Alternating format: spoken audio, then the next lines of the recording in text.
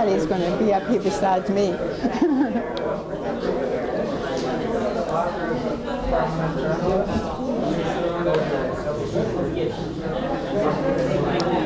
Let me find Sandy. Welcome to the Center for Cuban Studies.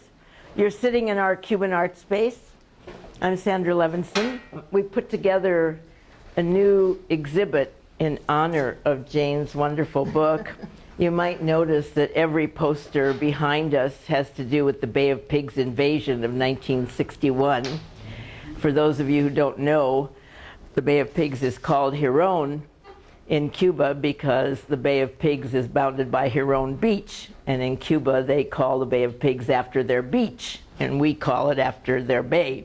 When Juan Tamargo and Bernardo Navarro started looking for posters to put up which had to do with U.S.-Cuba relations over these years, we were amazed at how many had to do with the Bay of Pigs invasion. And it seems appropriate, Jane, that these are behind you as we speak. Very nice, very nice.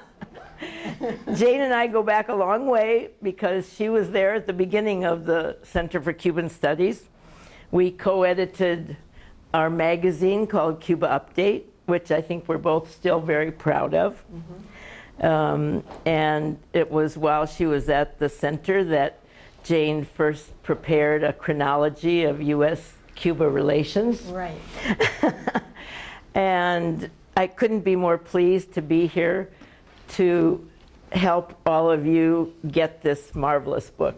I'm really sad, though, that this book is coming out at the time that Jane and Bruce are moving from the New York area, i.e. Montclair, to the Bay Area. Yes. Now, it's okay. We have a lot of friends out there, a lot of members. They have their kids, but it means you'll be very far away from us, Jane, and we don't like that.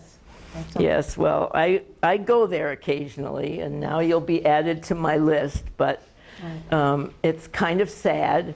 I have a lot of questions to ask Jane about the book and about U.S.-Cuba relations, but first I want her to be able to say what she wants to say about this book. I think it's wonderful, and we're very grateful to Monthly Review for publishing this book at this time. I just got back from 2 trips to Cuba, the first with 14 members of my family, because when my sister in Minneapolis was asked where she wanted to celebrate, what restaurant she wanted to celebrate her 90th birthday in, she said, Cuba.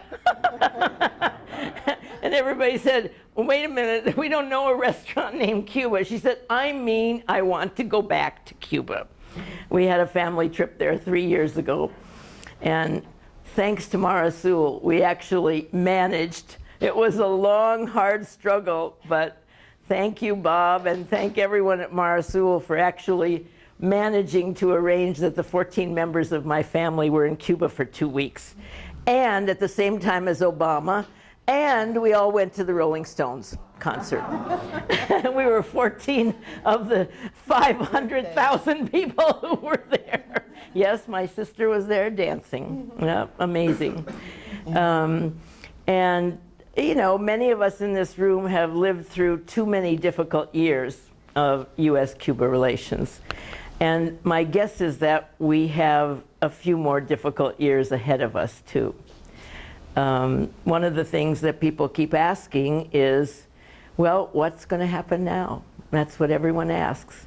And I'm sure Jane will talk about that, and we'll all talk about it, you know.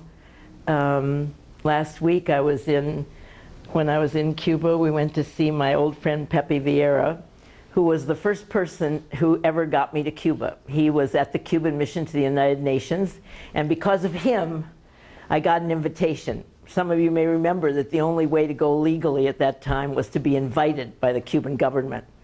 And of course, respectable people didn't want to be invited by the Cuban government.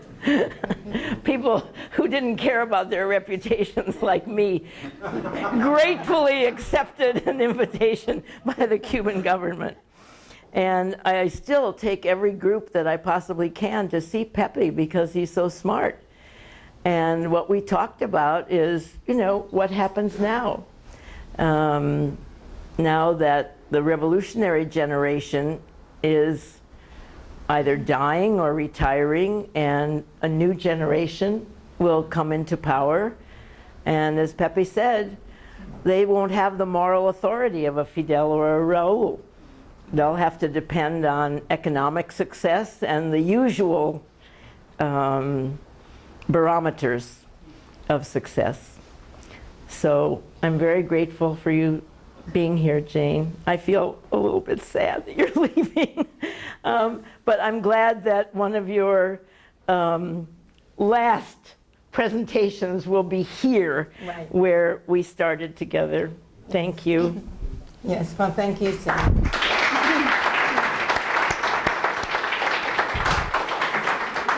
Yes, I'm very happy to be here tonight for the very reasons that Sandra just presented, that this was where I began the chronology, chronicling Cuba-U.S. relations for the magazine. And Sandra was the one who urged me to write a book-length chronology, which I did, and she has supported and encouraged me all these years, and for that I shall always be deeply grateful. And I also want to thank Martin Padillo and Susie Day, there they are back there, who are here from Monthly Review Press, which is publishing this book at the most timely time, as Sandra pointed out, when President Obama is urging people to leave this history behind. This is supposed to be left behind. And it's a time when we need this history the most, because as Sandy indicated, the challenging time is ahead now. The real ideological challenge is coming. And we will see what happens. I don't have any predictions, but we can use history to see patterns, and we can figure out where the dots connect. I'm sorry, I'm going to have to do something about this throat. Rather than leave it behind, the final chapter of Cuba and the U.S. Empire brings hundreds of years of history into the 21st century with a jolt, a warning from the great liberator, Simón Bolívar, 3 centuries ago, that the United States appears destined by Providence to plague America with miseries in the name of freedom. As he made this analysis in 1829, Bolívar knew about the goals described in Thomas Jefferson's letters to President Madison and then to President Monroe. And I'll just read that from the book, the only thing I'm going to read from the book. The others I'll read from having printed them out from the book. Former President Jefferson, in 1809, writes to President James Madison that with Cuba and Canada, we should have such an empire for liberty as she has never surveyed since the creation. An empire for liberty. Those are the miseries in the name of freedom, right there, an empire for liberty. And then he wrote to James Monroe, I candidly confess that I have ever looked on Cuba as the most interesting addition which could ever be made to our system of states.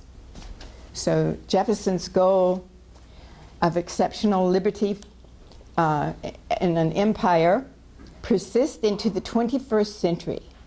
Just 2 years ago, President Obama told cadets at West Point, I believe in American exceptionalism with every fiber of my being. While extolling the exceptional empire, Obama was secretly engaged in changing its policy toward Cuba, leading to the most important Cuba-U.S. news of this century, the announcement of December 17, 2014, that promised diplomatic relations between Washington and Havana along with the liberation on that very day of the 3 Cuban heroes who were still in prison as they joined the 2 heroes who were already at home in Cuba. What an ecstatic moment that was for all the people around the world who had worked to get them freed. A long battle finally won. The other battle for normalization of relations is far from being won, but at least it's on the table. And I am looking forward to explaining tonight how the chronological method answers the question of why now? Why did the president change his mind? But first, I want to explain why I find the chronological method a revelatory and thrilling way of learning from history.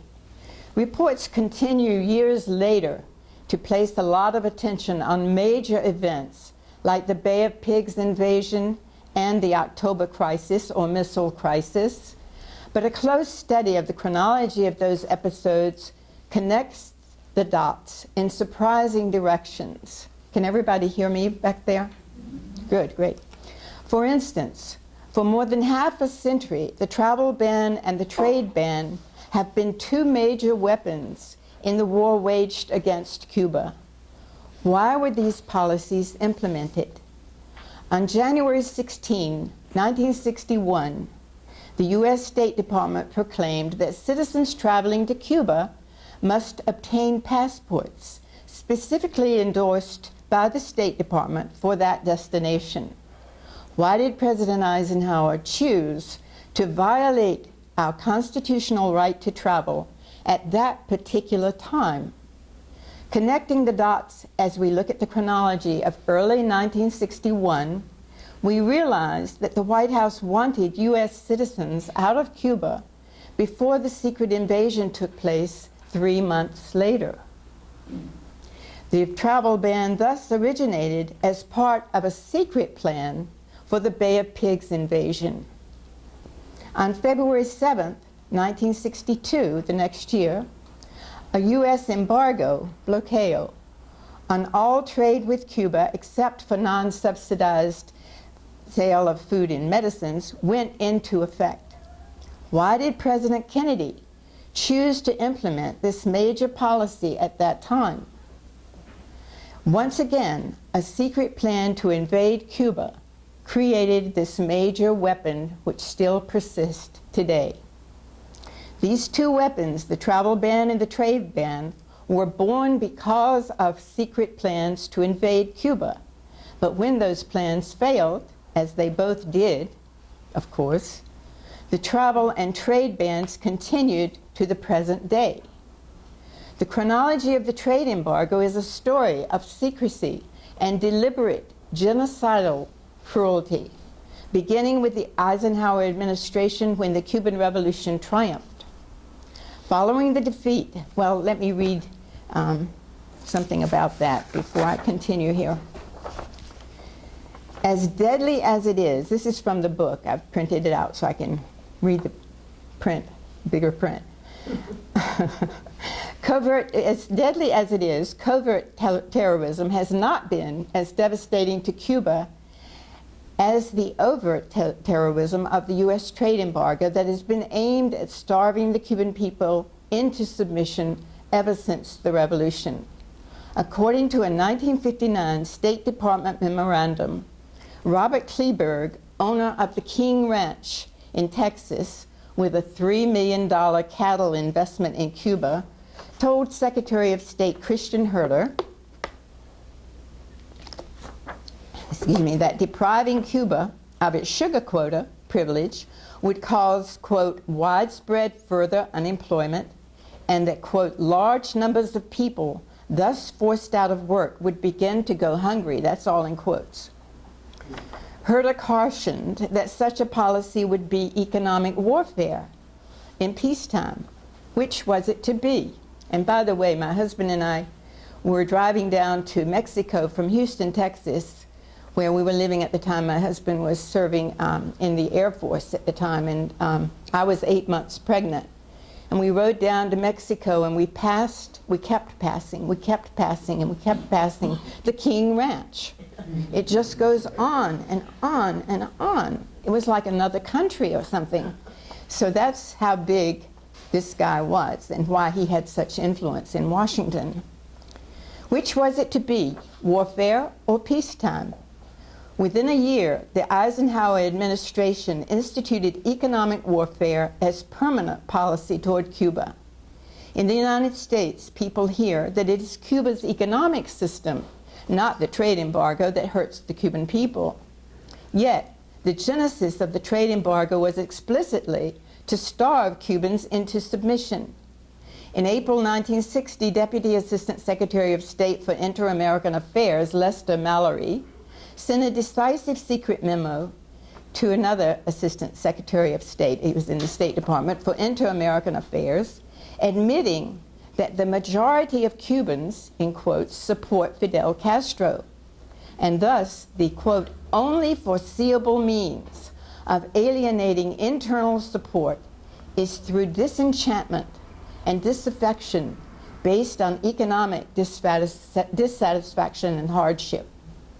Therefore, quote, it follows that every possible means should be undertaken promptly to weaken the economic life of Cuba, to bring about hunger, desperation, and overthrow of government.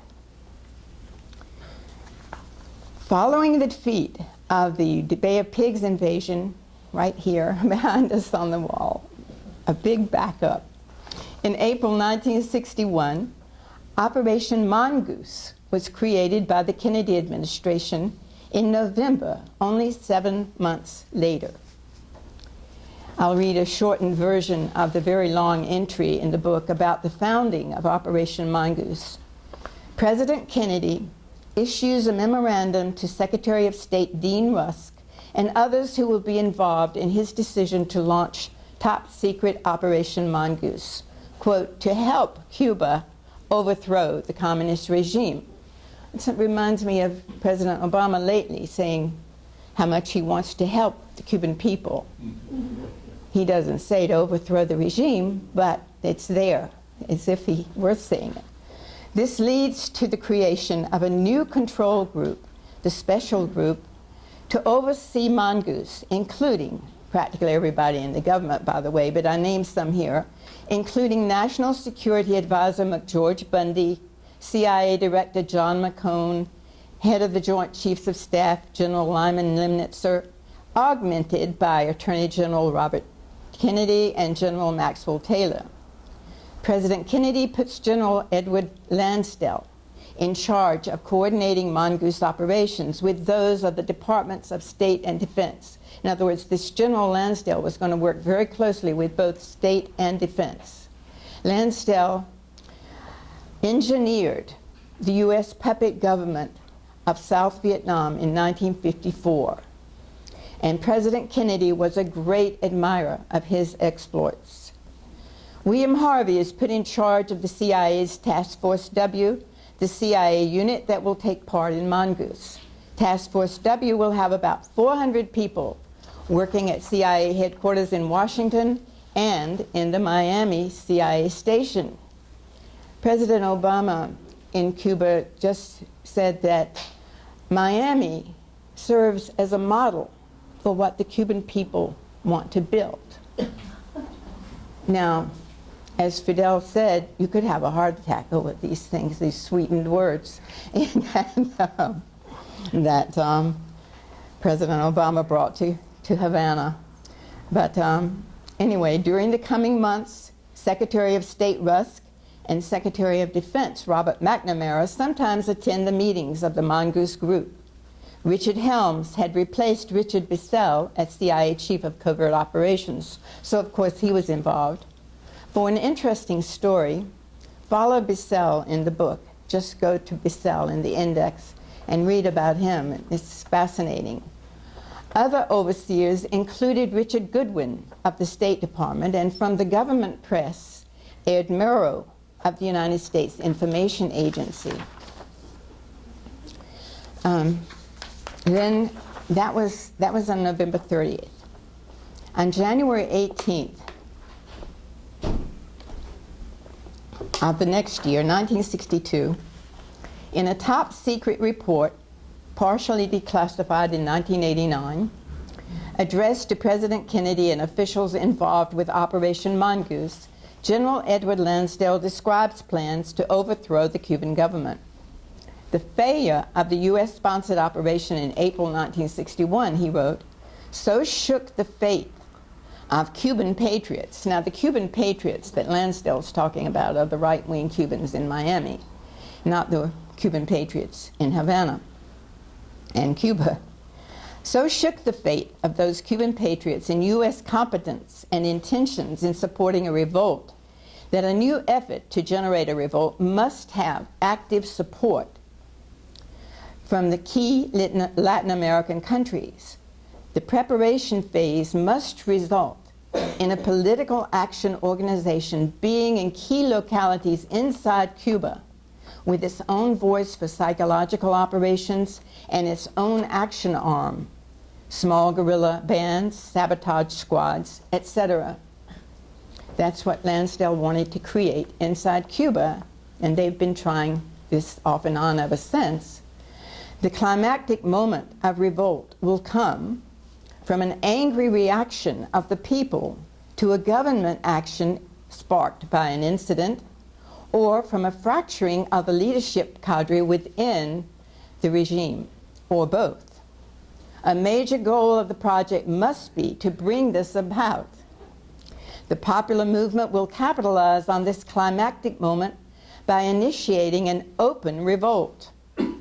The United States, if possible, in concert with other Western Hemisphere nations, will then give open support. Such support will include military force as necessary. Lansdale lists various political, military, and economic policies that are subsequently implemented by the Department of State, Defense, and Commerce. So things were moving right along, and right away, immediately these policies took effect, and by the end of January, the OAS had suspended Cuba's membership in the Organization of American States. That's how fast they moved. It was a close vote, but it was a win for General Lansdale and company. The full trade embargo followed on February 7th of 1962. Inside the Mongoose secret plan, the embargo was implemented. Lansdale's crusade continued, and on February 20th, he presents to the Mongoose group a 26-page top-secret timetable for implementation of the overthrow of the Cuban government, which is very interesting. If you see what he's doing, you can see why Cuba has to be very wary of all these steps that the United States makes, because they never know whether they're part of something like this. CIA agents, or pathfinders, as he called them, will be infiltrated to carry out sabotage and organization, including radio broadcast. Jacqueline Kennedy would be especially effective in visiting children refugees in Miami. The OAS and NATO, North Atlantic Treaty Organization, and the United Nations will be used for international support. Guerrilla operations will begin in August and September with defections of high officials to tell the inside story and, quote, evoke world sympathy with the freedom fighters. World sympathy for freedom fighters. Finally, in the first 2 weeks of October, quote, open revolt and overthrow of the communist empire. So that's what they were aiming for when we had that crisis. But we knew about the crisis, but we did not know about Operation Mongoose. Cuba, of course, found out right away about the secret plan. They have the best security system. I think it's the best in the world, because they've managed to protect Fidel Castro and other Cuban leaders from hundreds of assassination attempts and so on. They began to prepare defense, which included Soviet nuclear missiles, as we all know. And as we all know now, Operation Mongoose almost led to global catastrophe. but Operation Mongoose was classified as secret information until 1989, so U.S. citizens were not told of its existence. History was not just left behind, it was totally hidden. It's the kind of history we need to know, and the kind of history that Obama wants to leave behind. Although the nuclear confrontation was avoided, Mongoose's side effects continue. The trade embargo engineered by General Lansdale remains as the foremost obstacle to normalization of relations.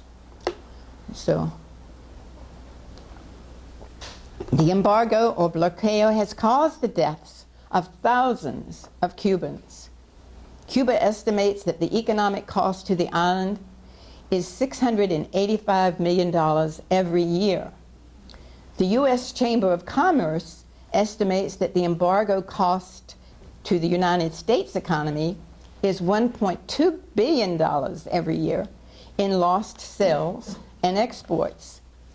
The Chamber of Commerce for a long time has been against this embargo. Another side effect of Operation Mongoose, the suspension of Cuba from the OAS, finally ended in the 2009 OAS summit. A chronological study of how and why it ended leads to an answer to the often asked question, why did President Obama change his mind about policy toward Cuba? I'll read now what the final chapter of Cuba and the U.S. Empire says about this history-making development, because this is the study of chronological context at its best, because this really does explain why he had to make that change. In the first decade of the new American century, which is what they call it, the peoples of the world witnessed the worldwide consequences of the U.S. ideology of exceptionalism, which implies that the United States, because it is exceptional, is the only nation that has the right to tell other nations what to do. People watched how President George W. Bush declared a war on terror that brought ongoing terror to country after country. We learned how the United States brought its freedom and democracy to the small portion of Cuba that it occupies, creating the infamous prison at Guantanamo Bay. We heard the notorious lie about weapons of mass destruction in Iraq, and we endure its persisting consequences. Latin America and the Caribbean experienced 21st century efforts backed by the United States to overturn elected governments, with successful coups in Haiti and Honduras, and of course the current efforts to end the regimes in Argentina, Brazil, Bolivia, Nicaragua, Ecuador. The miseries in the name of freedom have continued. Some of the chickens had to come home to roost. The OAS, headquartered in Washington, was a U.S. bastion in the Western Hemisphere, but in 2009, having grown in members as well as political power, it voted to end Cuba's suspension. President Obama made it clear that he would not attend the OAS Summit of the Americas in 2012. They have it every 3 years. If President Raul Castro attended, dismissing Cuba's elections, he told his press conference that all the leaders present at the summit were conferred the legitimacy of a country speaking through democratic channels, but he said that is not yet happening in Cuba. Since the Helms-Burton Act outlaws any Cuban election in which either Fidel Castro or Raul Castro runs for office, those would be illegal. Obviously, the election of Raul Castro in 2008 is not legitimate in Washington. Meanwhile, Latin American and Caribbean states were creating a different model for the hemisphere, the Community of Latin American and Caribbean States. CELAC was established in 2011 in Venezuela with the initiative of the late visionary Venezuelan President Hugo Chavez. When the 21st century opened, OAS members included all 35 nations of the Western Hemisphere, with Cuba suspended. 11 years into the 21st century, CELAC consisted of all those OAS nations, including Cuba, with two exceptions. The United States and Canada are excluded. The members of CELAC wanted to become a zone of peace where nations would settle differences without warring with one another, whereas the United States is engaged in the forever war, attacking or invading country after country. CELAC also wanted to remain a nuclear-free zone. Every member of CELAC long ago signed the Treaty of Tlatelolco that bans production, use, or storage of nuclear arms in Latin America and the Caribbean, whereas the United States maintains its nuclear arsenal and recently is modernizing it. At the 2012 OAS summit, the draft final declaration demanded an end to the U.S. trade embargo against Cuba and a decisive end to Cuba's expulsion. The United States and Canada vetoed, so that OAS summit ended without a final declaration. As an Associated Press headline put it, U.S.-Canada stand alone, insisting on the exclusion of Cuba from summits. Seeking to alienate Cuba, President Obama had alienated the United States. At that time, Obama was running for re-election. In the heat of the presidential campaign, Obama and Republican presidential candidate Mitt Romney ignored voices of dissent and predictably engaged in outdoing each other in their fervor for empire. Just as President Obama called for regime change in Cuba, Republican presidential candidate Mitt Romney promised hardliners that we will hasten the day when the regime will come to an end. Speaking at the Air Force Academy commencement in May 2012, President Obama dutifully followed those neoconservatives from the Project for the New American Century with their strategy for a global Pax Americana. He told the graduating officers that the United States had been and will always be the one indispensable nation in world affairs because, he said, America is exceptional and the 21st century will be another great American century. Explaining these officers' duties in this new American century, he invoked American century 7 times as he promised, quote, military superiority in all areas, air, land, sea, space, and cyber. The goal, he said, is an international order where the rights and responsibilities of all nations and peoples are upheld, and where countries thrive by meeting their obligations and face consequences when they don't. So now who is to determine what consequences?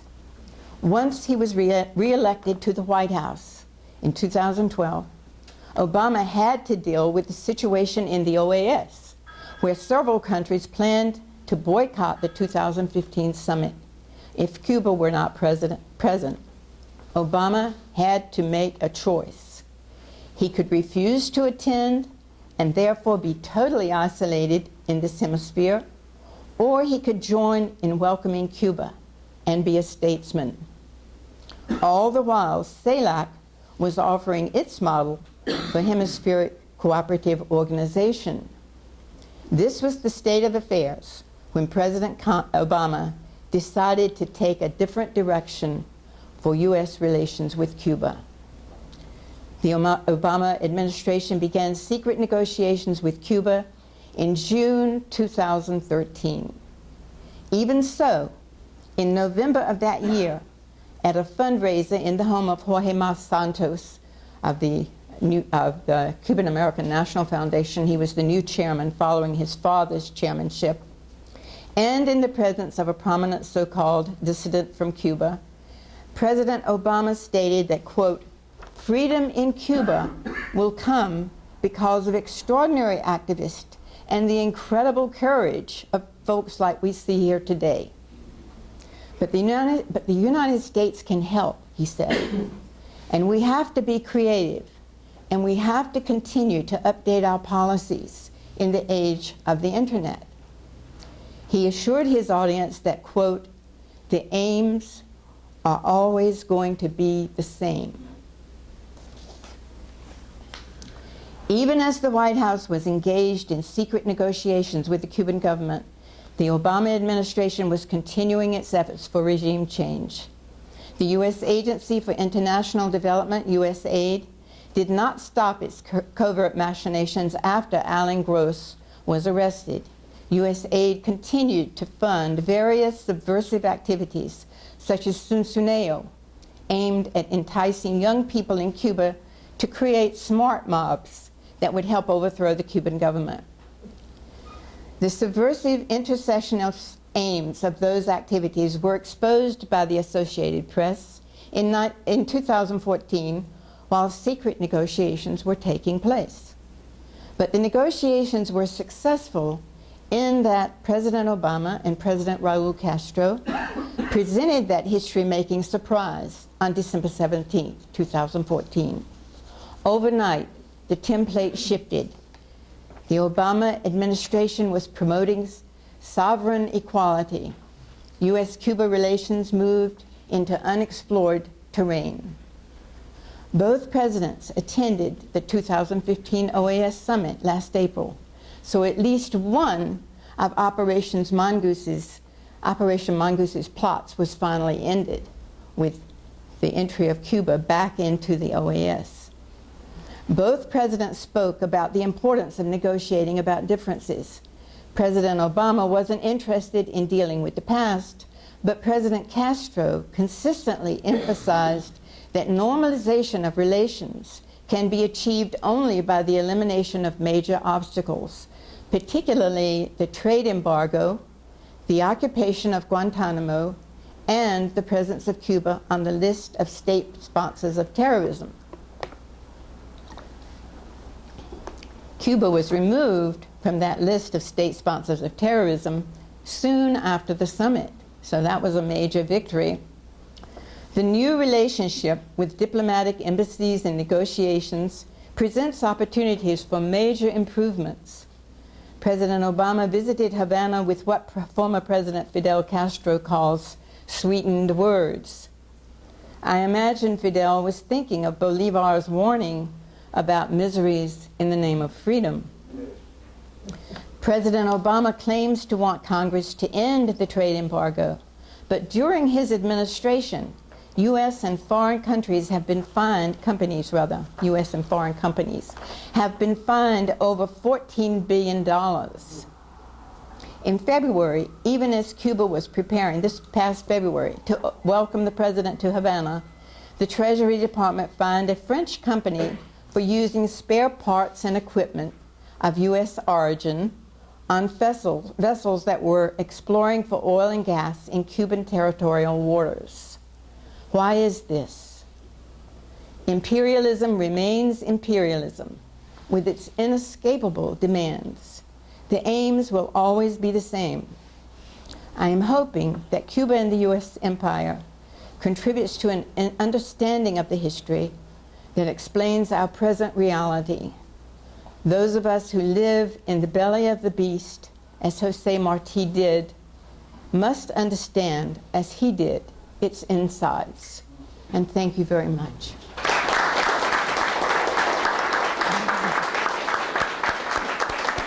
Now we will have questions. Yes, Ron? I guess I'd like to understand better your feelings about Barack Obama. My sense was that if he had his way, he would push through an opening that would be fairly consistent with what a majority of Cuban people want, and maybe even Raul, within limits, would want also. But I was sensing that you didn't feel that way about Barack Obama. So I guess I was just looking for something more about his motivations and your feelings about what he did December 17th. Okay, so Ron Howell, who's a very good journalist, ask Jane to explain in a little more depth her feelings about Barack Obama's attitude toward the change and the depth of his feelings one way or the other about the new opening. Based on what I was saying about why he did it, before the election in 2008, Barack Obama, at a speech in Miami to the same Cuban American National Foundation group fundraising event, big fundraising, that he was going to improve travel between the United States residents and Cuban Americans in the United States, not the rest of us, but Cuban Americans, and also allow remittances, which President Bush had limited incredibly. So he was going to do that because the Cuban American National Foundation wanted that too. Most Cuban Americans in Miami wanted that. But he said then that he would leave the embargo in place. Now, as President of the United States, he has to know a certain amount of history. And I would be surprised if he doesn't know about the origin of the trade embargo that I read about. That it is based on the desire to starve the Cuban people into submission. That's the basis of the trade embargo. But he said that would remain in place. By 2015, many years later, and many talks with various people later, he had decided the embargo was not working well enough, and it never had worked well enough, and so he would urge Congress to get rid of it. But that's a very practical decision. I think it's a very good decision. You know, obviously we should get rid of that embargo. And when he made the surprise announcement in December 17th, 2014, everybody was pleased because this was something that should have happened not in 2014, but in 1959, right after the revolution. He could have worked with Cuba then. Things would have been or the president could have, Eisenhower could have. The situation would be entirely different. They would have had a friendly relationship, and obviously a relationship of capitalism and imperialism, meaning to more or less subsume the economy of the country. But at least it would have been a relationship of friendship if Washington had chosen to make it that. They didn't. So Obama's making it that in 2014 is a good thing, absolutely. Why he did it, though, it was a practical decision because he really was up against the wall in the Organization of American States. And they care a great deal about the Organization of American States. They want it to continue. They want it to be there rather than the Latin American and Caribbean community, CELAC. They don't want CELAC in control of things. That's very clear from what they're doing now. They don't, and obviously CELAC has shut out the United States and Canada. That's a very deliberate policy. So, you know, and the OAS hasn't because it's based in Washington. The OAS is a Washington-based organization. That suits Washington. That suits President Obama and all the presidents before him. So I view it as a good thing because it puts it, as I said in the paper, on the table, puts negotiations out there, everybody's talking. That is a challenge for everybody. It's a good challenge. We'll see what comes of that. And Cuba has to make decisions to acclimate to this new relationship. The United States should make decisions to acclimate to this new relationship.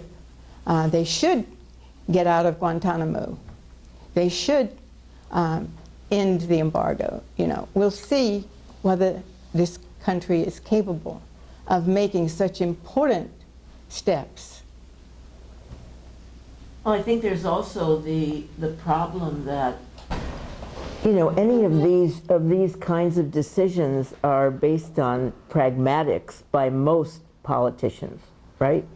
I mean, Hillary Clinton, who was in large part helpful and perhaps even responsible through her family for making sure that when Bill Clinton ran for president the first time, that the embargo would remain in place. And as we know, I mean, he pushed through the Helms-Burton bill that made the embargo even tougher. And then suddenly Hillary writes her book when she leaves the position of Secretary of State, and buried somewhere in the book is the suggestion that she told Obama that he must improve relations with Cuba if he wanted to have good relations with Latin America.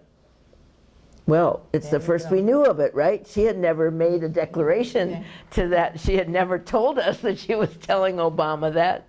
But when she left the position and her book was published and Cuba came to the fore, she then said, well, you know, I told him that, that if he wanted good relations with Latin America, he should improve relations with Cuba, because otherwise Latin American countries were not going to go along with us.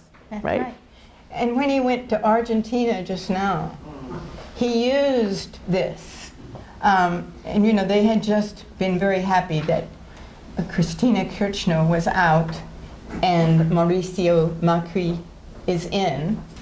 And so he goes down to Argentina following a celebration of his wonderful policy, which it is a wonderful policy, in Havana. He goes down to Argentina and even tangos, you know, with the woman, and he's happy as a lark down there because he can use his friendship with Cuba to show the Argentinian people that they shouldn't think too much about that. They should not pay too much attention to that past history of the dirty war. And he even promised to release some of those documents that he hasn't yet released, and I haven't seen anything about them being released either yet, but I'm sure they're working hard to try to redact enough information that it won't destroy everybody's faith in the United States of America and Latin America. So, you know, yeah. You said the embargo was intended, the diplomatic cutoff and the embargo were intended to bring about regime change and also economic, bring Cubans to their knees. It hasn't done that, but what it has done is it has made the Cubans very vulnerable and economically needy. And that's not a good negotiating point to be in. So I want you to reflect on that and see what that means going forward, because it has made them, it has hurt them tremendously. I see the United States trying to capitalize on that neediness for trade, for economics, and so going forward, kind of switch gears, look at it from the Cuban perspective. You're the average Cuban who has needs and who has to deal with this. How do you see this impacting the relationship going forward? You're saying that the Cuban people are in a very vulnerable state right now, yes, and largely because of the economic situation. Yes. Many people, just, you know, when I was there in the last 3 weeks, were talking about the fact that food prices have started to skyrocket because so much of the food and the limited supply of food has started to go into the tourist industry, largely because of the enormous number of us who are rushing down there, because now that the travel ban has been not lifted, but certainly it's easier to travel there, you can already see some of those vulnerabilities coming to the fore. Well, this is the challenge. That will depend on what Cuba is able to do to improve the economy at the same time that the United States is still waging economic warfare against Cuba. I mean, when you have a French company fined for using materials that had an origin of some material in the equipment was originated in the United States, that is a major international intercession with Cuban rights to trade with whom they want and to have French vessels working in their territorial waters and so on. This is constant going on. So that's a challenge that the United States could stop. They're not stopping it. They're continuing it. And so until the United States shows Cuba that it's really serious about sovereign equality, then the Cubans have to be wary, and that leads to more of what you're discussing, what you're worried about, the vulnerability of Cuba's economy, the vulnerability of people dealing with this situation. It's a serious thing. There's no easy answer, absolutely no easy answer. I think there's a lot also about the embargo that most people in the United States really don't understand, you know, because so many people say to us here at the center, but I don't understand. They have relations with every other country in the world. Why can't they get A, B, C, and X, Y, and Z that they need from those countries? And when I point out to them that we do damage to other countries because they trade with Cuba, that if any product is made in England, say, or France, or Germany, with the tiniest percentage of Cuban nickel, that product cannot be exported to the United States. Not to mention the fact that the worst of all, of course, that the CEOs and their families cannot travel here for their vacation. That's really the worst. You know? But that shows how far we would go, the stupidity. But I think a lot of people simply don't realize that we do things to other countries. We have a lot of power. I remember many years ago, when Brazilian Airlines said that they wanted to invest in Cubana Airlines. And you know, Cuba has a rule generally for foreign investments that no foreign investor can invest more than 49%. That 51% remains with the Cuban government or the Cuban entity. But in the case of the Brazilian Airlines wanting to invest in Cubana, they were willing to give Brazil 51%. And immediately we went nuts. You know, we basically said to Brazil, you invest in Cubana and all aid to Brazil is cut off. So of course that was the end of Brazilian Airlines investing in Cubana. I mean, we have a lot of clout, you know. Also, back when these things were happening, when there were lots of moves toward airlines relating to Cuban travel and so on, that's when the right-wing Cuban bombers went into full gear. And the mid-70s, when Carter was trying to improve things later, and bombs went off at airports regularly, you know, in suitcases on the way to planes and so on. And so there was this tremendous surge of sabotage of airlines and also assassinations of Cubans who were trying to work with Cuba and so on in this country. So you had the terrorism that worked. With the trade embargo and the travel ban being lifted, what are your suggestions for how Cuba does not become Miami in 20 years? She's asking if the ban is lifted, how do you prevent Cuba from becoming Miami? That's the key question. Because people, young people particularly, want goods. They want what is in the supermarkets in Miami. You know, they want, America is very hot, you know. It's the Rolling Stones get, how many people, 500,000 people out to hear them, and They're not Americans, they're Brits. That's true, they're Brits. It's a question that the Cuban people will have to deal with. I don't know. I have no predictions about what's going to happen with that.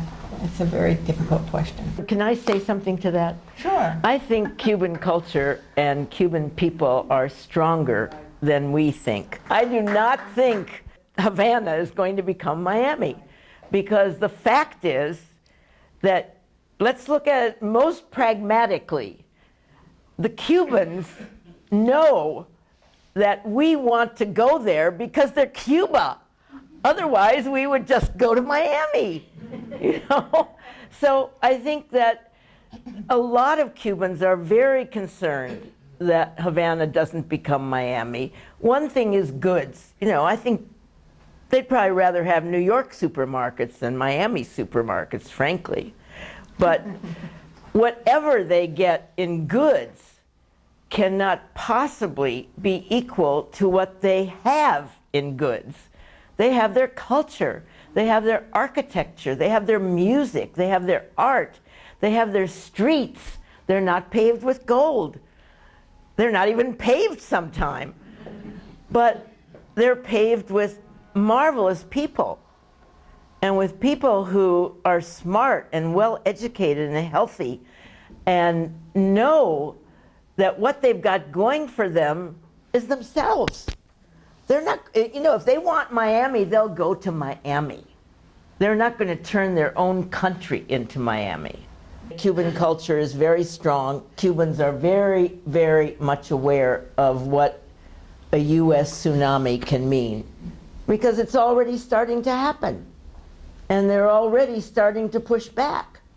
It's also important to understand that the U.S. policy, which Obama was able to admit, you know, was unsustainable. It had gotten to the point, I mean, it's a retreat. There's no question that it's a retreat, but, you know, retreats are not, I mean, we should try to turn the retreat into a rout. But people a lot of times retreat so that they can regather their forces and regain the offensive, because they haven't actually changed the policy. They're still trying to overthrow the Cuban Revolution. They're still trying to subvert it. All these things are still happening, but Obama was smart enough and savvy enough to understand that you can't continue that policy with the same methods, that it was, the price was becoming too much politically. I mean, it got to the point, you alluded to the United Nations votes. I always go to those votes and sit and watch it, and it's just an amazing spectacle. They couldn't even get their puppet governments that they installed in Iraq and Afghanistan to vote for the policy. I mean, that's how bad it was. So, I mean, you know, this was something that was just unsustainable politically. Yeah, well, in the UN, 191 countries out of 193 have voted to end the embargo. For years and years and years, there's been this, since 1992, there's been this majority that kept getting bigger and bigger and bigger, and finally got to everybody except for Israel and the United States in 2015. So internationally, Cuba is not isolated. So that is a big help, and it's very positive. When people are going to see that Cuba can offer free education, free healthcare, for a lot of the services that we can't even get, then the American government's going to have to face that.